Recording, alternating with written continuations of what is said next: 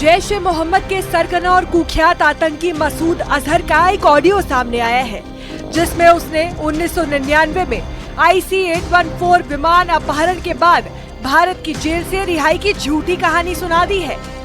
रिहाई से कुछ अर्सा पहले दिल्ली के चंद ऑफिसर मिलने के लिए आए, मुझे आकर टटोलने लगे कि इसका जज्बा बाकी है, ये खत्म हो गया, गैरत का नारा बाकी है, ये खत्म हो गया। मुझे कहने लगे जिहाद कश्मीर खत्म हो जाएगा कि नहीं? मैंने कहा इंशाअल्लाह 50 साल भी खत्म नहीं होगा। कहने लगा क्यों? मैंने कहा हमारी माएं हर दिन अपने बच्चों को जिहाद की लोरी सुनाती है, हमारे पास कुरान मौजूद है, तुम दीवारों से जिहाद मिटा दो, कुरान की आयतों से तो नहीं मिटा सकोगे, कॉन्फ्लिक्ट तोड़ दोगे, मगर कुरान की आयतें तो तरावी में पढ़ी जाएंगी, सुबह शाम पढ़ी जाएंगी, नमाजों में पढ़ी जाएंगी। कहता है क्या कुरान में जिहाद है? मैंने कहा कुरान की 450 आयतों में जिहाद है और हर मुसलमान पढ़ता है, समझता है। काफी सारी बातें हो गई। उसने कहा तुम चंद मुजाहिद हमारा क्या बिगाड़ लोगे? मैंने कहा 10 साल में तुमने मुजाहिदों का क्या बिगाड़ लिया है? काफी बातें हो गई। आखिर में तन कहने लगा मौलाना आपको तो इंडिया ही में रहना है। जमीन की तरफ इशारा करता था कि तुम्हारी कब्र यहाँ बनी है, लेकिन अल्लाह का फजल करम है जसवंत सिंह 70 घंटे उस दिन जागता रहा जब तैयारा अगवा हो चुका था।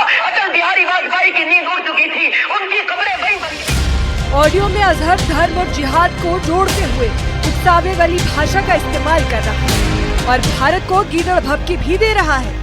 मौलाना कहीं जाना है? मैंने कहा जरा आराम करो, वुजू भी करने दो। वुजू किया, साथियों से मुलाकातें की, खुद अपने तैयारे से बिठा के लाए। बोर्डिंग कार्ड नहीं दिया, कोई वीजा नहीं था, कोई पासपोर्ट नहीं था, कोई इमिग्रेशन नहीं था, खुदा की कसम तलाशी भी नहीं थी, इसलिए कि डरे हुए थे, सहमे हुए थे। मेरी आंखों पे पट्टी बांध दी, हाथ में हथकड़ियां डाल दी। इस आतंकी हमले ने पूरे देश को हिला दिया था।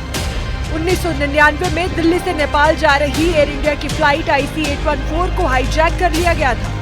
तब इस विमान में करीब 188 पैसेंजर्स को हाईजैकर से छुड़ाने के बदले भारत को 3 कुख्यात आतंकियों को छोड़ना पड़ा था और ये सब अफगानिस्तान के कंधार में हुआ था। छोड़े गए आतंकियों में से एक मसूद अजहर भी था। हाल ही में सामने आए इस ऑडियो में मसूद अपनी रिहाई और जिहाद के बारे में बड़ी बड़ी ढीकें हाँकता दिखाई दिया। 1999 में IC-814 विमान अपहरण में 7 दिन तक बंधक रहे लोगों का दर्द पूरी दुनिया ने देखा था। मसूद अजहर ने आतंक फैलाने के काम लगातार जारी रखे हैं। पुलवामा अटैक के पीछे भी आतंकी मसूद अजहर को ही जिम्मेदार ठहराया गया। वहीं पाकिस्तान में पनप रहे आतंकवादी साजिश का पर्दाफाश हुआ है। दरअसल लाहौर में आयोजित एक सम्मेलन के दौरान जमातुल दावा और लश्कर तैयबा से जुड़े आतंकियों ने कश्मीर के नाम पर भारत को खुली धमकी दे दी। दुनिया इधर से उधर हो सकती है, निजाम तलपट हो सकता है, लेकिन इस बात का आज हजारों भाइयों और बहनों की मौजूदगी में ऐलान कर देना चाहते हैं कि ना कभी कश्मीर के मुसलमानों की मदद से पीछे हटेंगे, ना कभी किब्र अव्वल की आजादी के मिशन से पीछे। राजनीतिक मंच की आड़ में आतंकी भारत विरोधी जहर उगलते नजर आए। इस रैली में पहलगाम आतंकी हमले का मास्टरमाइंड और लश्कर का डिप्टी चीफ सैफुल्लाह कसूरी भी शामिल हुआ। उसने भारत के खिलाफ आग उगली।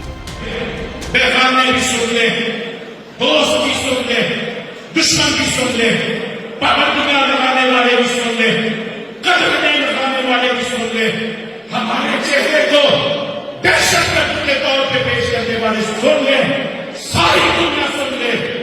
दुनिया इधर से उधर हो सकती है, दुनिया इधर से उधर हो सकती है, निजाम तलपट हो सकता है, लेकिन इस बात का आज हजारों भाइयों और बहनों की मौजूदगी में ऐलान कर देना चाहते हैं कि ना कभी कश्मीर के मुसलमानों की मदद से पीछे हटेंगे, ना कभी किब्र अव्वल की आजादी के मिशन से पीछे।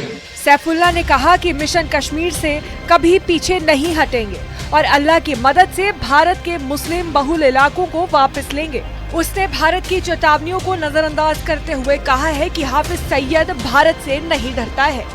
दुनिया इधर से उधर हो सकती है, निजाम तलपट हो सकता है, लेकिन इस बात का आज हजारों भाइयों और बहनों की मौजूदगी में ऐलान कर देना चाहते हैं कि ना कभी कश्मीर के मुसलमानों की मदद से पीछे हटेंगे, ना कभी किब्र अव्वल की आजादी के मिशन से पीछे। इंटेलिजेंस इनपुट के मुताबिक ये भाषण ऑपरेशन सिंदूर में लश्कर समर्थी मॉड्यूल के हुए भारी नुकसान के बाद दिया गया है। ये रैली आतंकियों को मिली हार के बाद रीग्रुपिंग की कोशिश है, जिसे आईएसआई की मंजूरी मिली है। कसूरी जम्मू कश्मीर में लश्कर और टीआरएफ की आतंकवादी गतिविधियों का मेन ऑपरेटर है। कसूरी को सैफुल्लाह खालिद के नाम से भी जाना जाता है। वे इंटरनेशनल आतंकी हाफिज सईद का दाहिना हाथ है। कई बार कश्मीर पर कब्जे की धमकी भी दे चुका है।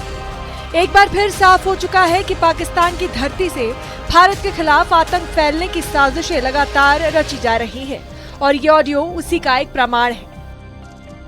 Bureau report news.